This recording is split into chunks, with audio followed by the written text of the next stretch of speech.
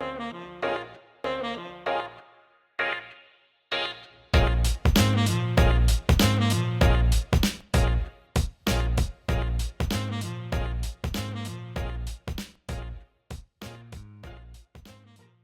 folks, my name is Naledi Sunstrum. I am a full-time musician, singer-songwriter, producer based in Ottawa, Ontario, in Canada.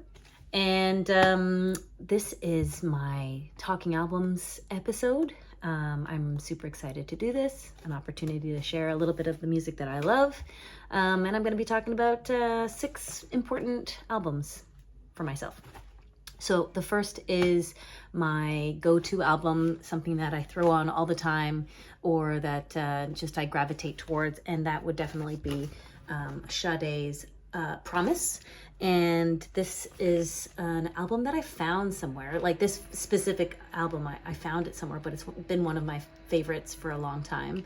And I just feel like it kind of suits every mood. You know, just like kicking back, listening to it. You know, you're having a good day, having a bad day. It just feels right. You're trying to impress somebody.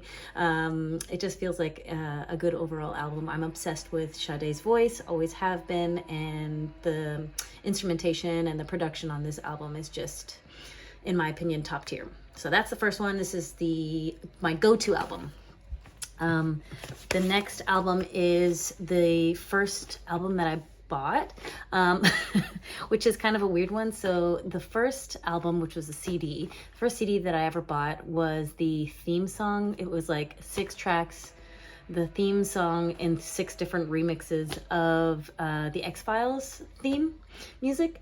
I just really like the X-Files. I was a big fan, loved the soundtrack, and found it at a CD store, and I figured that was the best first purchase. I guess the first full-length album that I bought was George Michael's Jesus to a Child. Quite a difference, but yeah, X-Files theme, highly recommend. Great versions, great iterations. I don't even know if it was called anything or if it just said X-Files theme song times 6.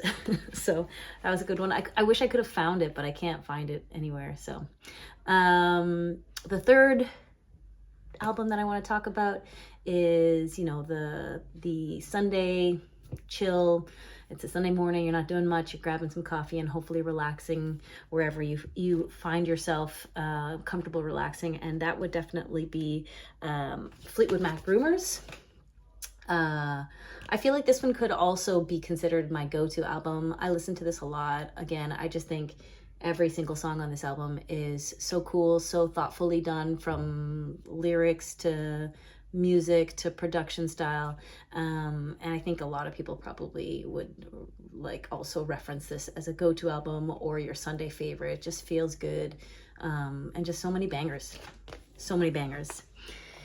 So that was number 3.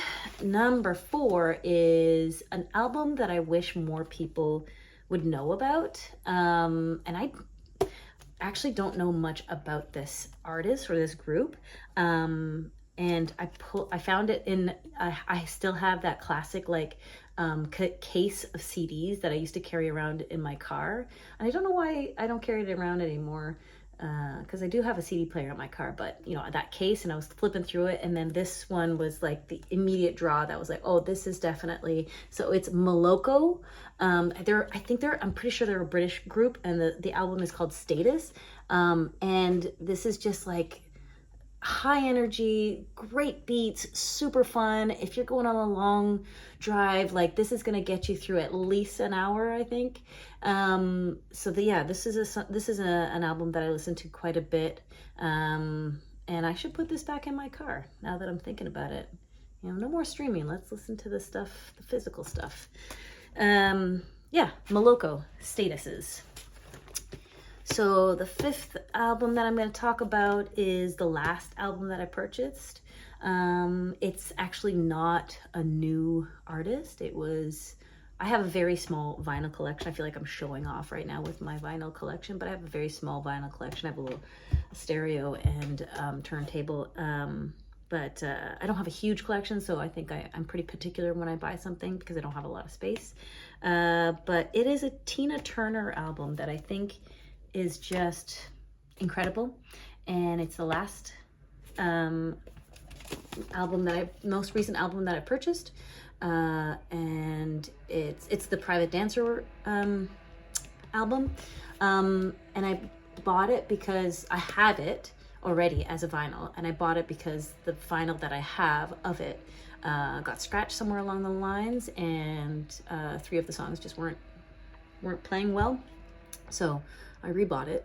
I don't know if that still counts, but yeah, this is just a piece of gold in my books. I think it just has so many of her classic songs, and just like the cover itself. I mean, like the cover and the back, you're just like, this screams Tina Turner. This is like the epitome. If you think Tina Turner, this album itself and its physicality is like the epitome of Tina Turner and what she represented in terms of like sexy and badass and cool and strong, and yeah, all the things. And you can just, it just pours out of every song, and it pours out of like literally the physical album.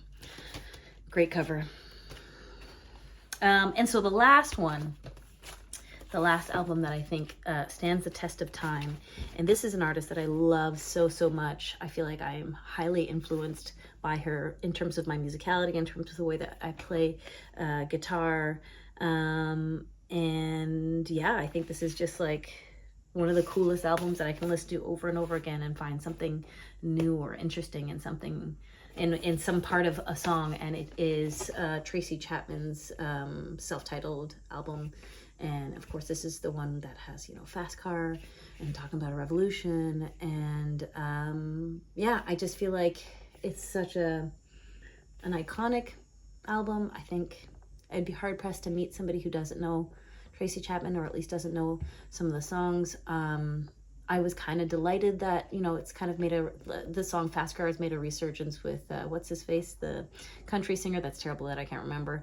But, just in the sense of like, bringing this song back. It's such a beautiful song, and bringing it back as is. I loved that she was adamant about not changing any of the song in terms of like the structure of it, or not allowing him to change any of the pronouns, or changing any of the words or anything like that to make it more adaptable to a male singer.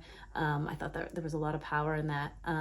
So yeah, I'd say this is my 6th album to talk about, and the album that I think stands the test of time.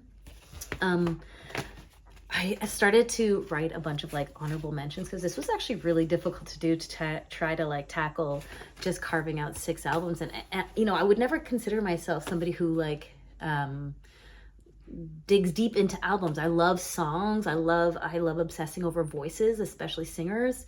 And then I didn't, after having this opportunity to talk about 6 albums, it really kind of opened my eyes to how much I really appreciate and listen to albums from top to bottom, and kind of get the depth of the story and the depth of, what the whole album is trying to come across.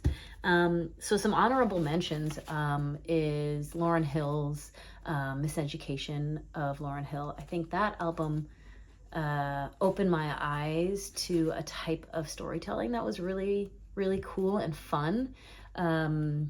I mean, some of those songs are heartbreaking. I don't mean fun as in jovial. I mean fun as in like, oh, you can actually like use an album to tell a full story and not just an individual song story.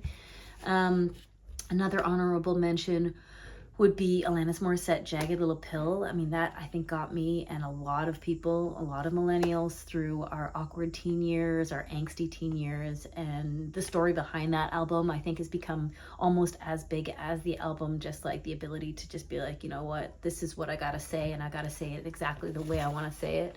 So kind of like, influential as an artist to wanna speak your truth and speak your stories in the way that feels authentic to yourself.